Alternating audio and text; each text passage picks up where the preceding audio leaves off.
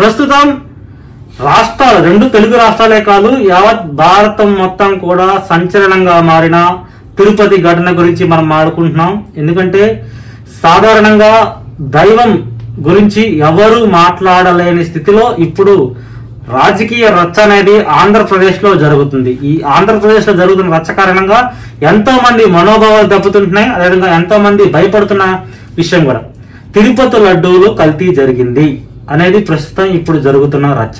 అయితే ఇప్పటికే దీనిపై టీటీడీకి సంబంధించిన ఈవో కూడా కేవలం వనస్పతికి సంబంధించింది మిక్స్ అయ్యే అవకాశం ఉందని మొట్టమొదటిగా అంటే ఆ మెటీరియల్ లోపలికి వచ్చినది అతను చెప్పడం జరిగింది. తనపై దీనిపై పూర్తిగా క్లారిటీ ఇచ్చారు.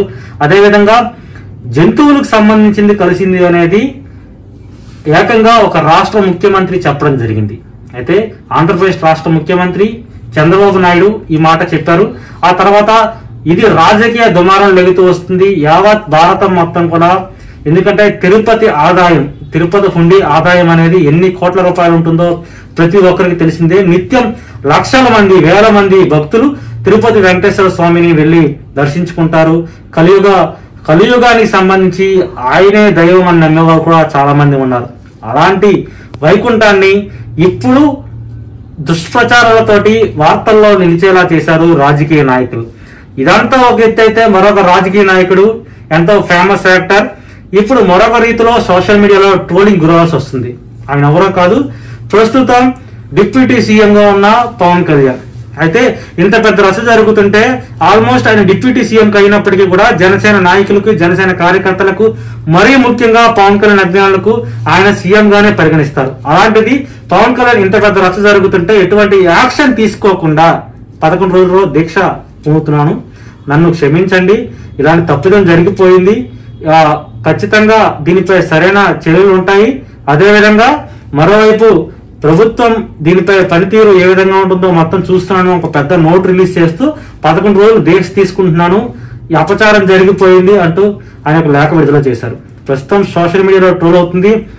పవన్ కళ్యాణ్, నువ్వు డిప్యూటీ సీఎంవి, దానిపై ఒక విచారణ కమిటీ వేయొచ్చు, ఒక అధికార బృందాన్ని దానికి ఏర్పాటు చేయొచ్చు, దాని అధికార యంత్రాంగాన్ని ఉపయోగించి నిజంగా తప్పు జరిగిందా, తిరుపతి లడ్డూలో కల్తీ జరిగిందా, అపచారం జరిగిందా అనే విషయాన్ని నువ్వు ఈజీగా తేల్చగలవు. అలాంటి వ్యక్తివి ఆ పని ఏది చేయకుండా దీక్ష పూనుకుంటానని ఒక సాధారణ వ్యక్తి చెప్పినట్లుగా ఏ విధంగా చెప్తున్నావు అంటూ కూడా చాలా మంది జన సైనికులు కూడా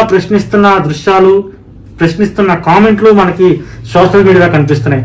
అయితే డిప్యూటీ సీఎం గా ఉన్న పవన్ కళ్యాణ్ ఆ విధంగా అధికార యంత్రాంగాన్ని ఉపయోగించకుండా, అధికారులతో ఏమీ పని చేయించకుండా 11 రోజులు దీక్ష తీసుకుంటున్నానని చెప్పడం అనుకున్న ఆంతరార్థం ఏంటో తెలియట్లేదు. ఎందుకంటే కూటమి ప్రభుత్వం బీజేపీ, జనసేన, టీడీపీ ఈ మూడు కూడా గత ఎన్నికలలో కూడా కలిసి పోటీ చేసి గెలిచాయి ఈ కూటమి ప్రభుత్వం. అయితే ఈ కూటమి ప్రభుత్వంలో బీజేపీ ఒక ఎత్తు అయితే జనసేన మరింత ఎత్తు. జనసేన వలనే కూటమి ప్రభుత్వం గెలిచిందనేది చెప్పడంలో ఎటువంటి అతిశయోక్తి లేదు. ఎందుకంటే అప్పటి ప్రభుత్వం వైఎస్ఆర్సీపీ ప్రభుత్వంపై అంత హాట్ టాపిక్ గా అయ్యేలా ప్రతి ఒక్క విషయాన్ని బయటకు చూచింది జనసేన అధినేత, ప్రస్తుతం డిప్యూటీ సీఎం గా కొనసాగుతున్న పవన్ కళ్యాణ్. అలాంటి పవన్ కళ్యాణ్ ఇప్పుడు కూటమి ప్రభుత్వంలో డమ్మీ అయిపోయారు. కనీసం బయటకు రావట్లేదు, ఎటువంటి యాక్టివిటీ లేదు, కేవలం సమీక్షలకే మాత్రం పరిమితం అయిపోయారు. గతంలో లాగా రోడ్లపైకి రావడం కానీ, నేరుగా కష్టాలు తెలుసుకునే హాట్ వైరల్ అయ్యేలాగా ఎటువంటి న్యూస్ ఇప్పటి వరకు రాలేదనేది మాత్రం అందరి మధ్యలో చలించేలా చేస్తుంది. ఇలాంటి తరుణంలో ఇప్పుడు తిరుపతి లడ్డు అంత పెద్ద విషయం. ఎందుకంటే మొత్తం యావత్ ప్రపంచం నుంచి కూడా చాలా మంది భక్తులు తిరుపతి దర్శనానికి వస్తారు. వెంకటేశ్వర స్వామిని దర్శించుకొని తమ పాప పుణ్యాల గురించి కూడా ఒక లెక్కింపు చేసేలాగా, పూర్తిగా కూడా పాపాలన్నీ పోతాయనే లాగా దర్శనం చేసుకోవడానికి చాలా మంది క్యూ లైన్ లో రోజు తరబడి జనరల్ దర్శనం కూడా చూసుకునే ఇష్యూ ఉంటుంది. ఇలాంటి తరుణంలో పవన్ కళ్యాణ్ ఈ విధంగా ఇటువంటి అధికార యంత్రాంగాన్ని ఉపయోగించకుండా కేవలం 11 రోజులు దీక్ష తీసుకుంటారని చెప్పడంలో చాలా వరకు హాస్యాస్పదంగా ఉందని ప్రస్తుతం సోషల్ మీడియాలో వైరల్ గా మారింది. దీనిపై మీ కామెంట్ ఏంటో తెలియజేయండి. వీడియో నచ్చినట్లయితే లైక్ చేయండి, షేర్ చేయండి, కామెంట్ చేయండి, సబ్స్క్రైబ్ చేయడం మాత్రం ఛానల్ ని మర్చిపోకండి. Thank you.